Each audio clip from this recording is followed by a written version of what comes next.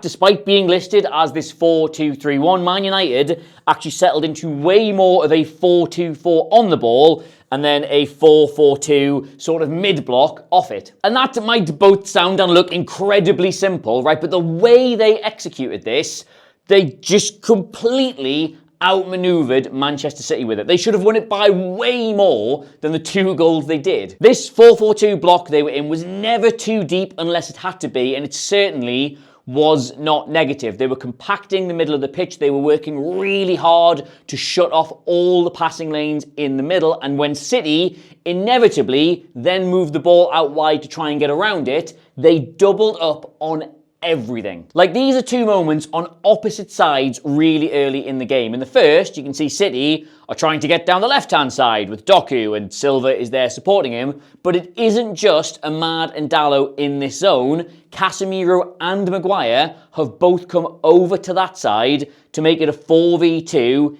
in this space here. And that is a very smart thing to do. It's a lot of work, it's a lot of extra running, but it is very smart. Likewise, a few minutes later, City are attempting to get it down the right, but it's not just Shaw and Dorgu who are dealing with Semenyo and Lewis.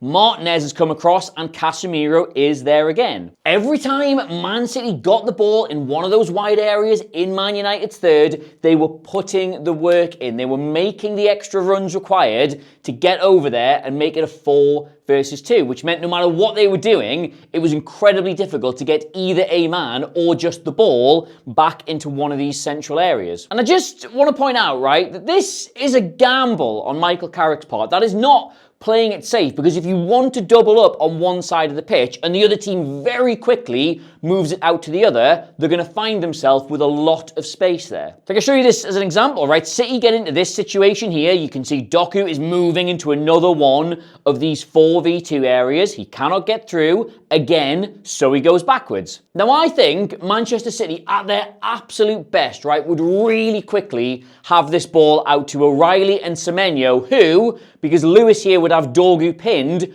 could very easily work a 2v1 on Shaw and actually do some damage. But what happens here in reality is that Rodri is incredibly slow to make this decision, so just goes across one to the centre-back instead of switching it, and then when it does finally go across, it's a bad pass that nearly goes out of play and they just have to go backwards. So the risk that Michael Carrick decided to take in this game was with the makeshift nature of Man City's back 4 and the fact that Rodri was just getting back to fitness. They would really struggle to move that ball from left to right as quickly as they would need to hurt his team. And he was right.